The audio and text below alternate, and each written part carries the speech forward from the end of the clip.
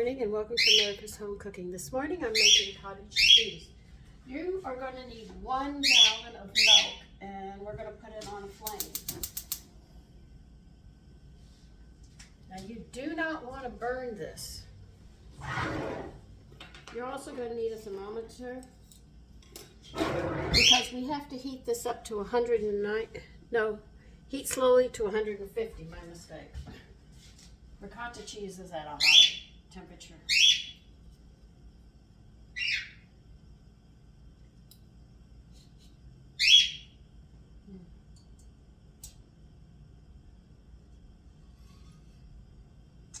Okay.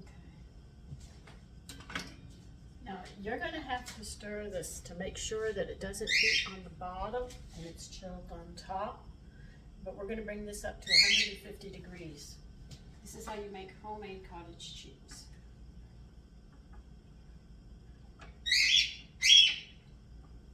Because I have a fruit cocktail I want to serve today with the biscuits you just saw.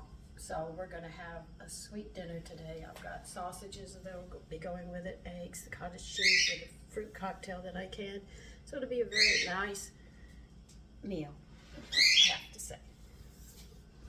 We'll need a teaspoon of salt.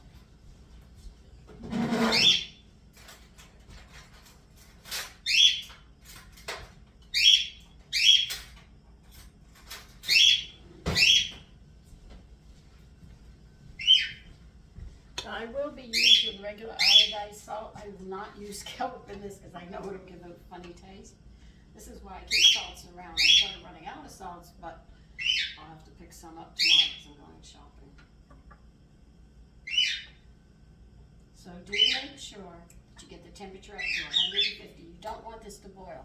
Now ricotta cheese has a different ratio, I've done a little different, but it has the basics, salt, vinegar, and milk. But the vinegar and the salt are just different ratios. When you start mixing up the different ratios, you can see the difference of other things that you do. Let's see, I don't have it on this card.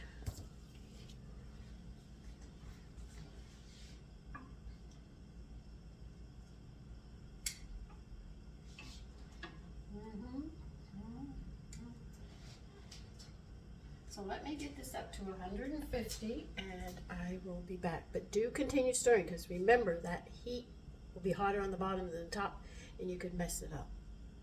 All right, I got the temperature up to 150. You're going to take it off the heat and put it over here. You're going to pour this vinegar in, 3/4 of a cup of white vinegar. You're going to stir it. Because if you don't mix this vinegar up thoroughly, you won't get the curds that you're looking for. You won't get that separation. If you just pour it on top or you just do 1, 2, 3 stirs, it's not going to work. You've got to make sure it goes completely into it. You'll see the curds sitting right on top. They look like little floating, let's see, cotton candy, I guess. Okay, now we have to cover this and we're going to let this sit for 30 minutes. So I'll see you then in 30 minutes. Okay, it's been 30 minutes. You're going to need a bowl. I'm going to set mine in the sink. It'll be easier for me to pour from the gallon. You're going to need a strainer. Now, they say use 2 layers of cheesecloth, but I'm going to use a kitchen towel.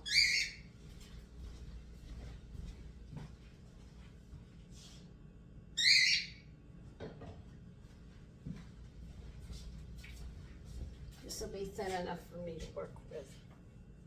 And the reason I'm using a bowl underneath it is to catch the whey. Now if I find out I've got a lot of whey, I'll put it into my garden. Now what you're going to do is you are going to strain this.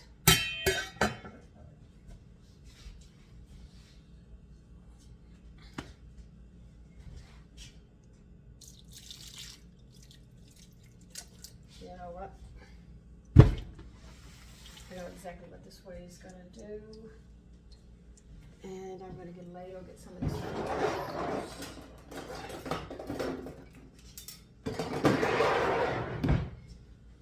Because I know all this gonna come out at once, and then I'm gonna have a mess.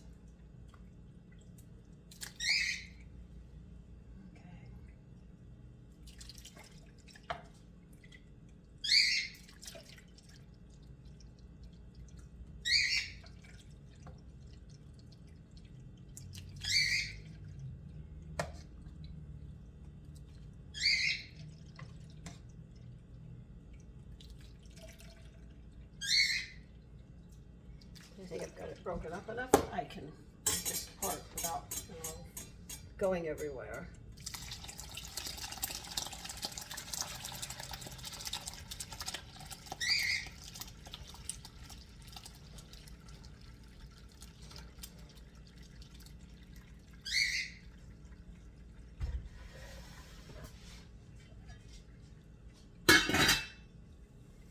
If I remember correctly, this has to drain a bit. Let me see.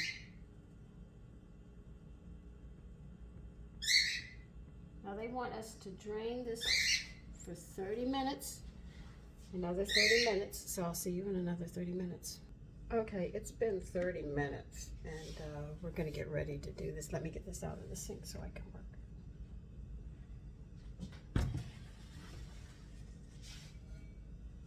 What you're gonna do is we have to cool this down. So the way we're going to do it, you'll see why I use my towel.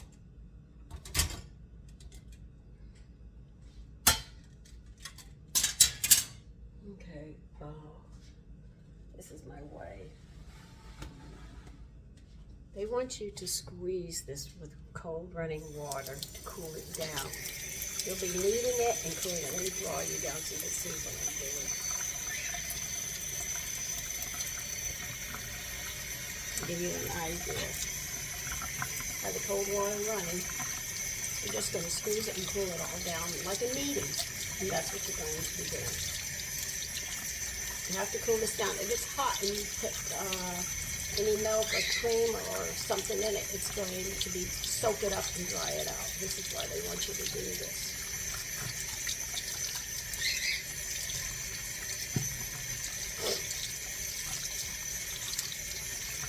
That's why I use a towel instead of cheesecloth, because it might come through and I don't want it to come through.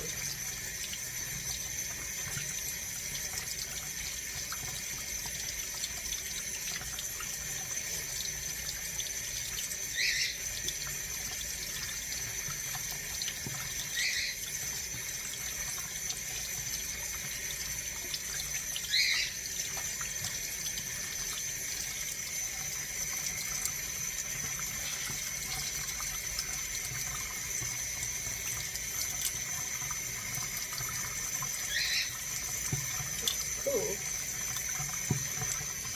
Okay. Let me put it in this for a minute. Let me get a bowl.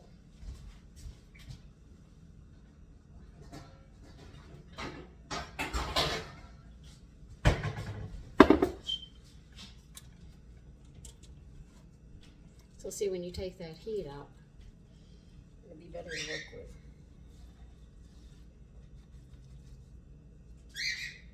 Okay, let me get a fork.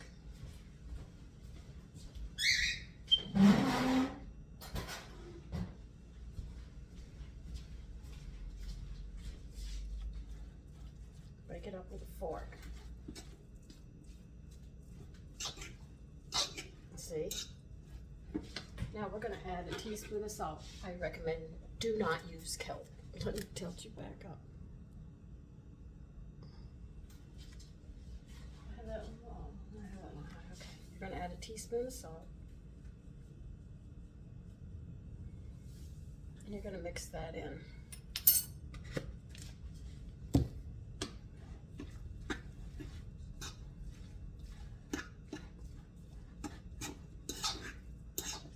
Now, I always usually make it with just heavy cream, but this time I'm going to make this one with light cream.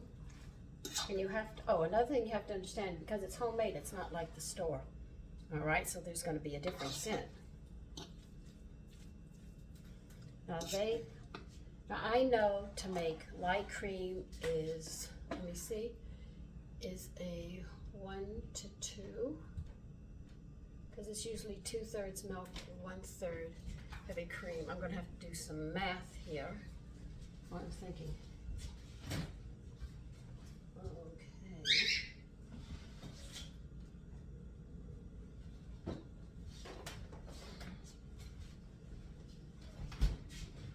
Let's see, 1/3 of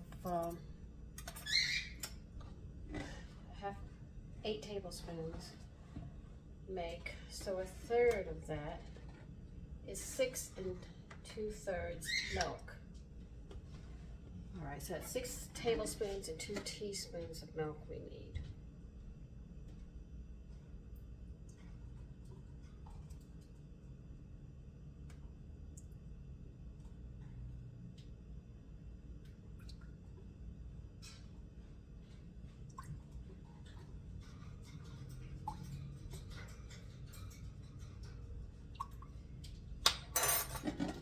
And now 2 teaspoons of milk, because we're getting this fractions done here.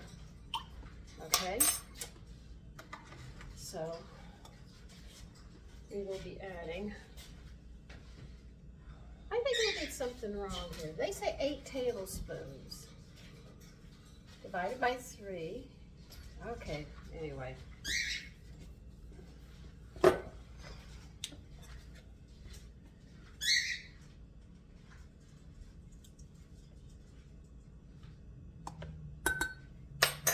I tell you, when you start getting into this stuff, it gets difficult. It's 9. It's not supposed to be there. Okay. You know what? I want to say something, but I can't say it. I'm gonna add 2 more tablespoons of milk. Trying to get up to half a cup. And 2 tablespoons of heavy cream. That should pretty much do it.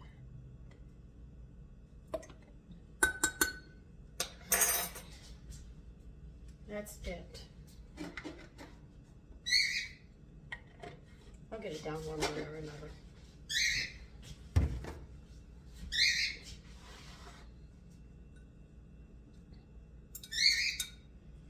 And you pour this in and you mix it up. And then you're going to chill this.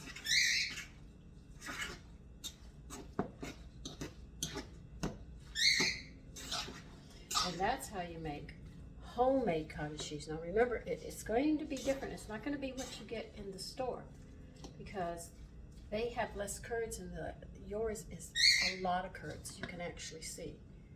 Much different.